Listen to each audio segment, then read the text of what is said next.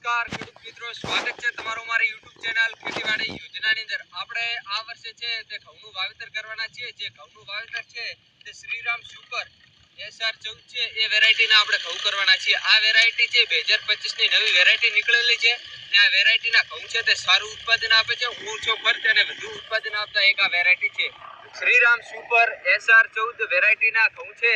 તેના દાણા છે તે મિત્રો લાંબા, મોટા અને ચમકદાર દાણા આવે છે, જેના લીધે બજારમાં ભાવ પણ સારા આવે છે. જે કીધું તેનું ઉત્પાદન પણ છે તે મિત્રો વધારે નીકળે છે. રોગ પ્રતિકારક SR14 ના જે છે તે 20 કિલોના ભાવ છે તે 2080 લખેલા છે, પણ અમારે છે તે 1800 રૂપિયાની અંદર આ કટોલ આવેલ હતું. જે તે એરિયા પ્રમાણે છે તમને મિત્રો થોડા માટે પૈસાની છૂટછાટ મળશે. ઘઉંનું વાવેતર માટે આપણે સૌપ્રથમ તો છે તે આપણે આખા ખેતરની અંદર કલ્ટી ચલાવી લઈએ, જેના લીધે છે તે જમીનનું લેવલ થઈ જાય અને ખેતરની અંદર રહેલું ખરપકવાટ છે એ પણ મિત્રો દૂર થઈ જાય.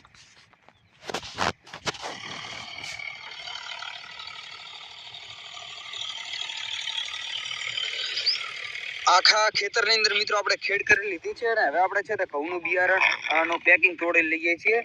જે મિત્રો શ્રીરામ સુપર SR14 નું આપણે પેકિંગ તોડી લીધું અને ટોપલીની અંદર છે તે ઘઉં પણ લઈ લઈએ. તે પેકિંગની અંદરથી છે તે એક મિત્રો દવાનું એક મિત્રો પેકિંગ નીકળે છે. એ પેકિંગ છે તે બિયારણને બગડવા દેતું નથી, જંતુઓથી બચાવે છે અને બિયારણ પણ મિત્રો જળવાઈ રહે છે. તે પેકિંગ આપણે છે તે મિત્રો મિક્સ કરી અને આપણા ખેતરની અંદર છે તે ઘઉંનું બિયારણ આપણે મિત્રો પોખી લેવાનું છે. તમે આ વર્ષે કઈ વેરાયટીના ઘઉં કર્યા છે કોમેન્ટ કરીને જણાવજો. કાકો છે તે આખા ખેતરની અંદર આવી રીતે ઘઉં પોખે છે. હું મિત્રો તમને બતાવું કે એક ઘઉં અને બીજા ઘઉંના દાણા વચ્ચે કેટલું અંતર હોવું જોઈએ, જેના લીધે ઉત્પાદન વધારે આવે અને તેનો છે તે ફેલાવો પણ વધારે થાય, એ પણ હું તમને બતાવું. આવી રીતે મિત્રો છે તે આખા ખેતરની અંદર ઘઉં પોખી લીધા છે અને આ એક બીજા ઘઉં વચ્ચે છે તે મિત્રો આટલું અંતર હોવું જોઈએ. ઘઉં મિત્રો પોખી લીધા અને ખેતરમાં આવી ગઈ ચા. ખેતરની અંદર ચા પીવાની મજા આવે એ તો મિત્રો વાત જ છોડો. હા ભાઈ. હવે મિત્રો આપણે છે તે ચા પી લીધી ને હવે ઘઉંનો વાવો દેવા માટે આપણે છે તે રોટાવેટર ચલાવવાનું છે, જેના લીધે ઘઉં છે તે મિત્રો જમીનની અંદર કમ્પ્લીટ રીતે મિક્સ થઈ જાય. આપણે મિત્રો નીચે વિડીયો બનાવી રહ્યા છે, કાકો છે તે ખેતરની અંદર રોટાવેટર ચલાવે છે. તમે મિત્રો છે તે કઈ કંપનીનું રોટાવેટર વાપરો છો એ પણ કોમેન્ટ કરીને જણાવજો.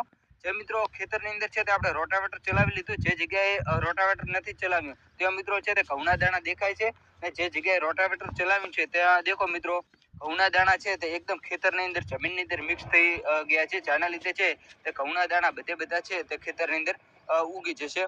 હું મિત્રો તમને બતાવું, દેખો મિત્રો આવી રીતે તમારે છે તે ઘઉંના દાણા ઉપર છે તે મિત્રો રોટાવેટર ચલાવી લેવાનું રહેશે. તમે કોનાથી વાવું દો છો, ટ્રેક્ટરની કલ્ટીથી વાવું દો છો કે રોટાવેટરથી વાવું દો છો એ પણ મિત્રો તમે હમણાં જણાવજો. આપણે છે તે મિત્રો લેન્સર કંપનીનું જે રોટાવેટર આવે છે એ વાપરીએ છીએ. તમે કયું વાપરો છો અને મિત્રો રોટાવેટર માટે કયું ટ્રેક્ટર બેસ્ટ રહે એ પણ કોમેન્ટ કરીને જણાવજો. તો ફાઇનલી મિત્રો આપણે આખા ખેતરની અંદર છે તે રોટાવેટરથી વાવો દીધેલ છે. રોટાવેટરથી એ માટે વાવો દીધો છે કે જે ઘઉં છે તે મિત્રો જમીનની અંદર મિક્સ થઈ જાય અને ઘઉં છે તે એક પણ દાણો બારે ના રહે. બધા ઘઉં છે તે આખા ખેતરના ઘઉં છે તે જમીનની અંદર મિક્સ થઈ જાય, જેના લીધે ઉગવા માટે છે તે આપણે સરળ બની શકે. જે મારા હાથની જમણેલી બાજુ છે તે બાજુ છે તે આપણે શ્રીરામ સુપર SR14 વેરાયટીના ઘઉં કરેલ છે અને આ બાજુ છે તે આપણે સાગર વેરાયટીના જે ઘઉં આવે છે તે આપણે ઘઉં કરેલ છે. આ બંને વેરાયટીની અંદરથી કઈ વેરાયટીના સારા ઘઉં થાય છે તેનો આપણે એક મિત્રો જ્યારે આપણે લણણી કરીશું ત્યારે આપણે એક અલગથી પણ વિડીયો પણ હું તમને બતાવીશું. તે માટે આપણે ખબર પડે કે કઈ વેરાયટીના ઘઉં છે તે સારા આવે.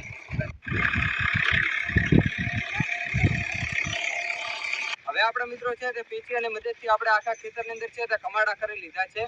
જે તમે દેખી રહ્યા છો આખા ખેતરની અંદર કમાડા કરી લીધા છે. તમે આને શું કહો છો કોમેન્ટ કરીને જણાવજો. હવે આપણે ફાઇનલી મશીન ચાલુ કરી અને આખા ખેતરની અંદર આપણે પાણી મૂકવાના છીએ.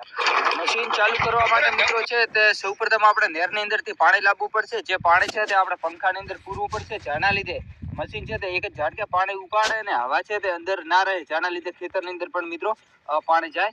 આ કેનાલ છે તે મિત્રો આપણા ખેતરની અંદર ચાલે છે અને ડબલાના મદદથી આપણે 2-3 ડબલા છે તે પાણી પૂરી લઈએ, જેના લીધે મશીન ચાલુ કરીએ તો એક જ ઝાટકે ઉપાડી લે. બંને ભાઈ છે પ્રકાશભાઈ અને રાહુલભાઈ છે મશીન ચાલુ કરી રહ્યા છે. જે દેખો મિત્રો મશીન છે તે મિત્રો કમ્પ્લીટ રીતે ચાલુ થઈ ગયું ને આપણા ખેતરની અંદર છે ઘઉંનો વાવો દીધો તે ખેતરની અંદર છે તે હવે મિત્રો 2 મિનિટની અંદર પાણી પણ પહોંચી જશે. તમે મિત્રો કયું પાણી વાપરો છો, તમારા ખેતરની અંદર કેનાલ છે કે બોરથી કે કુવાથી વાપરો છો એ પણ કોમેન્ટ કરીને જણાવજો. કેનાલની અંદર છે તે મિત્રો થોડું પાણી આવે છે, વધારે પાણી છે તે મિત્રો રાત્રે આવે છે, સવારમાં